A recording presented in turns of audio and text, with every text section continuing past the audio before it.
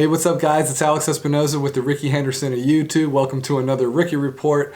Make sure to use the promo code RickeyBlog at the affiliate link at lastdivebar.com for 10% off. All right, let's jump into it. So the A's don't have a financial plan or have never played a game in Las Vegas, but they've already got some sewage problems.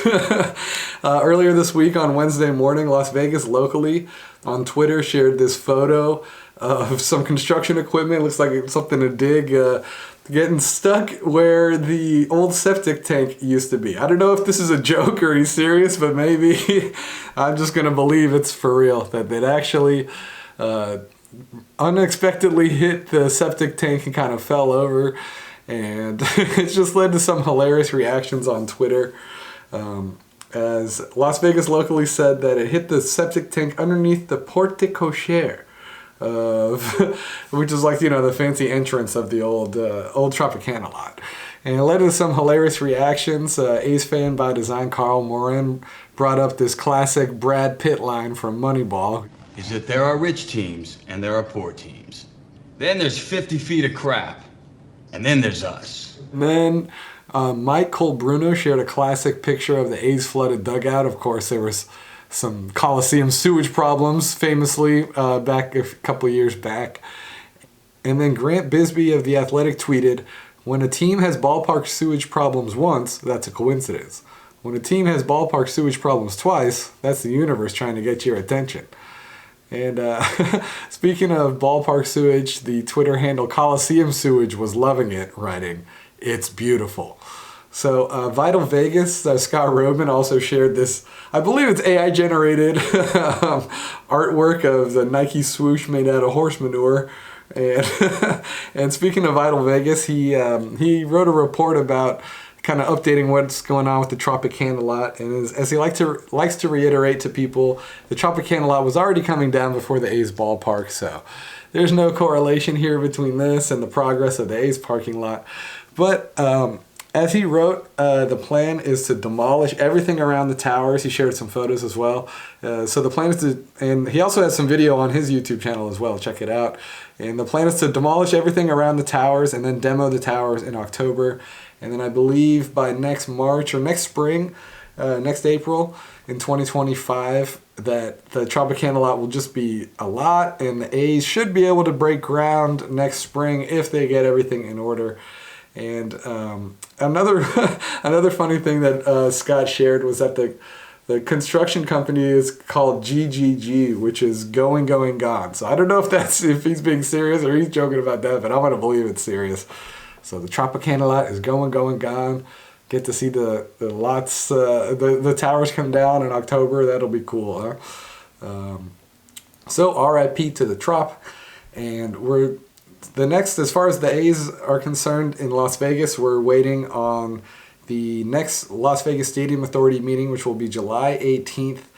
And Steve Hill said it's pretty likely that the A's will have a financial plan kind of laid out in the development agreement by July. So July 18th, a big day, and Steve Hill thinks, Steve Hill of course is the chairman of the Las Vegas Stadium Authority and the president and CEO of the Las Vegas Convention and Visitors Authority. So he's really been a key player in trying to get the A's over there, really big ally for them in Las Vegas. He says he thinks it's going to be 31 months for the ballpark to get built, if it does get built. Similar timeline as Allegiant Stadium. But again, still waiting on financing. Did a big Rickey Report a couple days ago on that, so make sure to check that out. All right, early Friday afternoon, the A's actually announced some roster moves, as Lucas Erceg is the latest A's pitcher to land on the injured list. And Erceg is dealing with forearm tightness. And they also optioned Tyler Ferguson, a right-handed reliever, down as well. And in order to fill up those spots, they've called up right-handed pitcher Danny Jimenez and left-handed pitcher Brady Basso. So I think Basso will probably get a shot to be a long man, eat up some innings, maybe even get a shot to get a start. You know, they're just trying to eat as many innings as they can at this point. And then Danny Jimenez, of course, is more of a middle reliever, back end kind of a guy. So, and they also announced that infielder Tyler Nevin, who was designated for assignment on Tuesday, has been outrighted to Las Vegas. So it's really too bad with Erceg. I mean, he was having a great season this year. You know, he's hitting 99, 100 consistently, and He had a mix of 4 different pitches he kind of mixed around with a 2.86 ERA. He had a whip of an even 1 with 27 strikeouts and 8 walks. And if you look at his Baseball Savant page, his fastball velo is in the 98th percentile and the exit velo is in the 96th percentile. And it's too bad that he's going down. And Kyle Muller has also landed on the IL with left shoulder tendonitis. He was actually initially supposed to start on Thursday morning because the A's, of course, just have so many injuries in their starting rotation. And Muller was a long man. He was doing a great job as a long man. He had a 3.48 ERA in about 33 innings this season, but he is not going to be helping out the rotation anytime soon, as he's now on the injured list as well. So Paul Blackburn, Ross Stripling. Blackburn has a foot injury. Stripling has an elbow. Alex Wood has a shoulder. Joe Boyle has a back issue. And Luis Medina has a knee issue. They're all on the injured list. But Medina could get called up soon because Medina's been rehabbing the past couple weeks, and I think he might be good to go to help join the rotation. And I mean, they've just really been trying to squeeze as many innings out of people as they can at this point. J.P. Sears is the only guy left over from the starting rotation. And lately it's been, guys like Hogan Harris, Joey Estes, Aaron Brooks, and Mitch Spence all kind of filling in. And, usually Kotsay likes to get 75, 80 pitches out of his starter, but now he's letting these guys go 100 because he just needs them to save the bullpen, which I believe is throwing the most innings in Major League Baseball this year. So A's just really trying to hold it on with their pitching, and Kotsay provided some updates earlier this week in Tampa Bay, said that Blackburn is still in a walking boot. He's going to be evaluated this week, early next week when the A's get back, I believe. And also Joe Boyle is back, is feeling better. I guess he's turned a corner. And he pitched a couple nights ago with AAA Las Vegas, and as Jason Burke of Sports Illustrated noted, Boyle hit 102, which is encouraging, but he only threw 43 pitches, and they'll probably try to get him up to around the 70s or 75-ish. So probably make 2 more rehab starts and be up here. So maybe he'll be able to rejoin the A's in a couple more weeks, which would be huge. They just need dudes to get innings. And J.D. Davis also got hit by a pitch in his left hand, and it looked pretty bad at the time, but x-rays were negative, Kotsay said, so who knows, maybe we'll see Davis come back this weekend against the Braves. But Kotsay also said, this gives Tyler Soderstrom a long look at first base to get some ABs, so see if Soderstrom can take advantage of this. Because the A's they just lost 2 out of 3 in a crazy series in Tampa. They won 3-0 on Tuesday in a shutout, as Miguel Andujar hit a 3-run dinger. And then Mason Miller closed it out to go 11 for 11 in save opportunities. But then they lost the last 2 games both on walk-offs. And on Wednesday, they lost 4-3 after Jose Siri had a hell of a 9th inning. In the top of the inning, Zach Geloff came up with a runner on. And it looked like he almost hit a 2-run dinger or at least a RBI double. And then in the bottom of the inning, Jose Siri had a walk-off single when the A's had 5 infielders in, and Jose Siri had a hell of a series against the A's. He also played a role in Thursday's 6-5 win, which was a crazy walk-off win as well. The A's were down 3-0 early, but then they scored 4 runs in the 3rd inning, including another dinger from Shea Langoliers, who leads all catchers with 12 dingers this season. And then Mason Miller finally blew a save. It was almost kind of like he blew 2 saves. In the 9th inning, Jose Siri took Miller deep after this announcer's jinx from Jenny Kavnar. Hey Siri, it's not your night. A feeling Mason Miller might have some payback in his back pocket for what Siri did to the A's yesterday. 0-1, and that's launched towards left field, and the payback comes at the bat of Jose Siri. Tied up the ball game with another homer. And then in the 10th inning, the A's took a lead on Abraham Toro's RBI single. Toro now, he's been on fire all month. He leads the American League with 38 hits in May, which also probably means he's probably going to get shipped out at some point before the trade deadline. But and then in the 10th inning, Randy Arozarena hit a single off of Miller. So it's almost like he had 2 blown saves in one day, which is too bad. And another thing that's interesting that kind of popped up this week is, Miller's been going almost exclusively all season with a fastball slider combo, but according to pitching ninja, Rob Friedman. He's also been experimenting with something called a splinker. That's not a true four-seamer. That is not a... I mean, I saw his splinker. I've seen Duran's splinker. It's like, hey, I should try and throw that. It's not really fair, though. As Jason Burke noted from Sports Illustrated, this thing was clocked at about 97, 98 and had a lot more horizontal breaks. So it's kind of like a mix of the velo and the horizontal movement. But if I was Miller, I would just stay with the 100 and the 88. It was like the 102, 88 difference, that 14 mile per hour difference between those two pitches. That was working like a charm. I mean, I'm not a pitching coach, but I would say, hey, don't tinker with the splinker. If it ain't broke, don't fix it. That's what I would say if I was emo, Scott Emerson.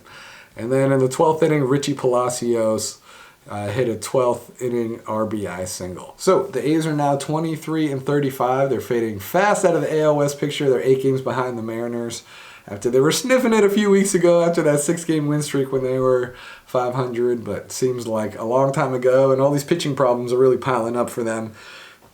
It's just hard for them to get through series and get through games. But Austin Adams was back after dealing with some neck and back issues, so that was good to see. So the A's, they lost 2 out of 3, but the Sell Flag Tour kept going on in Tampa Bay. As last Bar showed, there was lots of sell flags and sell t-shirts in Tampa Bay. Rays fans showing solidarity as their team is also trying to get a new ballpark as well. And the A's will head to Atlanta starting tonight, Friday night, for a 3-game series. And there's been a lot of A's connections with them the past couple of years, and especially even with some more the past couple of weeks. Of course, that John Fisher hype video. And then people are making funny graphics about, with A's hats and A's colors and stuff like that. And earlier this week, Robert Murray, on Wednesday, he reported that Ramon Laureano has signed a minor league contract with the Braves after he got DFA'd by the Cleveland Indians and Guardians, excuse me. Ramon got released earlier this season, so good to see that he's found a home. And unfortunately, now that Ronald Acuna Jr. is out, the dude who had 40 dingers, 70 stolen bases last year, he's out with an ACL injury, so that's too bad.